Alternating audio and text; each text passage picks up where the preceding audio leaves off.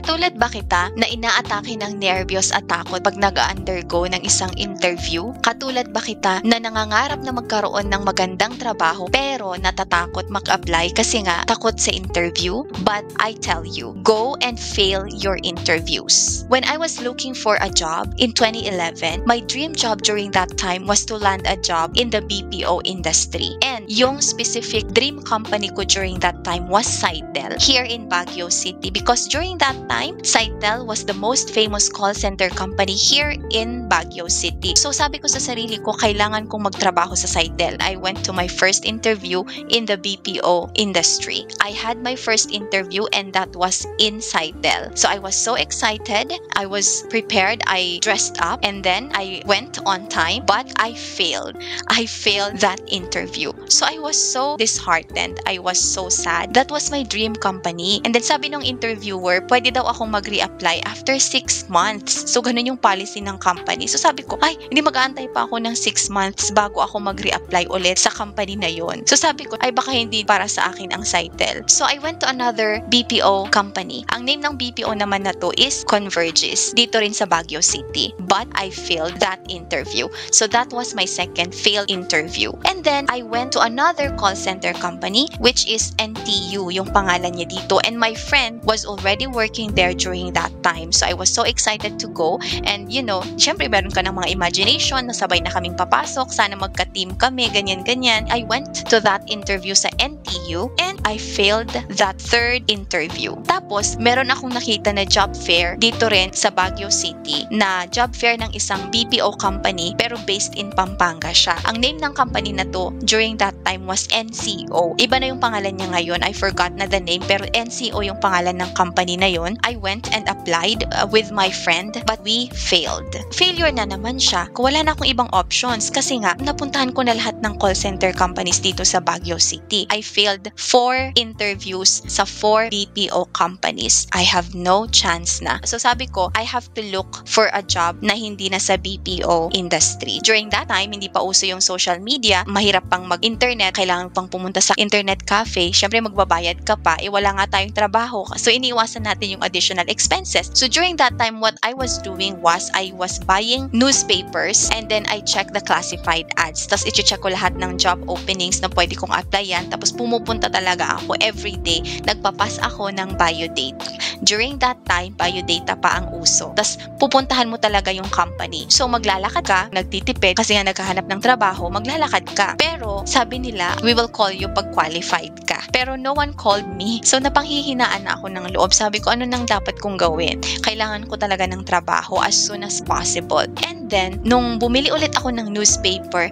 nakakita ako ng job fair ng isang call center company pero sa Pampanga siya. Pero magja-job fair sila dito sa City Hall ng Baguio City. The name of that company is Sutherland Global Services in Clark, Pampanga. Try ko lang. Sana pumasa. Pero I will just go and try. So I went and then I had my interview. During the interview, I felt more comfortable. I felt more confident in talking, in answering the questions of my interviewer. Tapos naging mas comfortable ako na makipag-usap dun sa interviewer. Hindi naman as in na very confident, pero mas relaxed ako compared dun sa previous interviews na napagdaanan ko. You know what? The interviewer told me, you were impressive. Hindi ko makalimutan yung words niya. And then I got the job. I passed and then I was already instructed to process the documents and the requirements needed kasi we will go to Pampanga. Magmo-move ako sa Pampanga to work. So, naisip ko after passing that interview,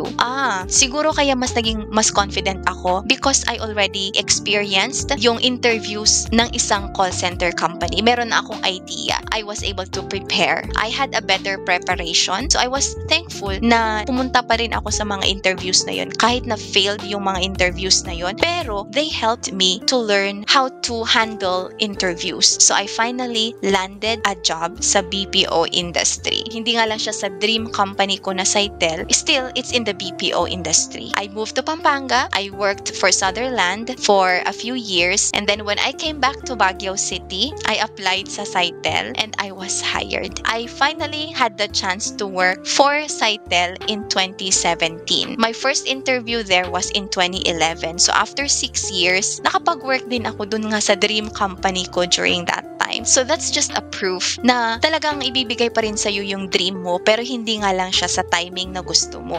Hindi siya sa panahon na pinaplano mo, at hindi siya sa paraan na gusto mo. Meron talagang right timing and right opportunity for you to have the dreams and the goals that you have been wanting. And you know what? My experiences in the BPO industry helped me to be more confident, to develop my English communication skills. So I was able to land a job naman sa ESL industry. And then, yung mga experience ko na yun, I used them to work also as a virtual assistant naman.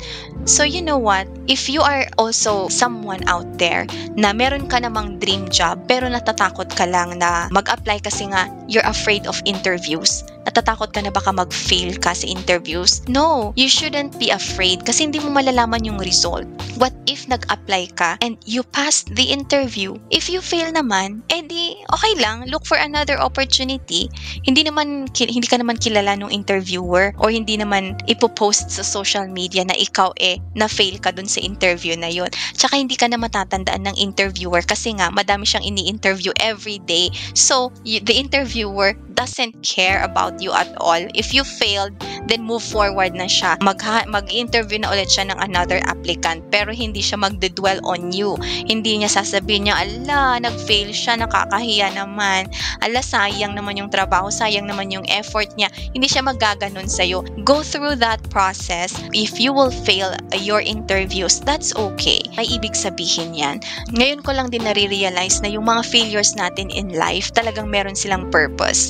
Meron silang purpose na eventually maiintindihan natin as time goes by, as years pass by. Tanggalin mo yung takot sa dibdib mo, tanggalin mo yung negative thoughts, labanan mo ng more positive mindset, go and apply for the job that you have been wanting, go and attend the interviews that you have been avoiding kasi you don't know what's going to happen if you don't take that action. Kung may kasiguraduhan lahat, di ang dali lang sana ng life, di ba? Ang purpose naman ng interview is not for you to be judged or for you to feel bad about yourself. No, ang purpose ng interview is para malaman kung fit ka dun sa job na yun or hindi. If you don't fit, then it means na hindi yun para sa'yo.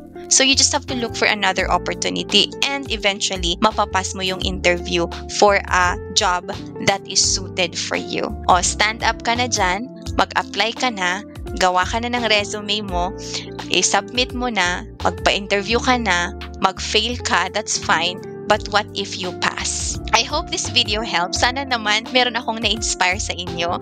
And please comment naman kung ano yung mga dream jobs nyo sa comment section natin sa baba. I want to know what are your dream jobs. And kung pwedeng isabihin, i-share nyo na din kung ano yung dream companies nyo, that would be great. I want to know if, we have the same experience. So thank you and see you in our next video. Bye!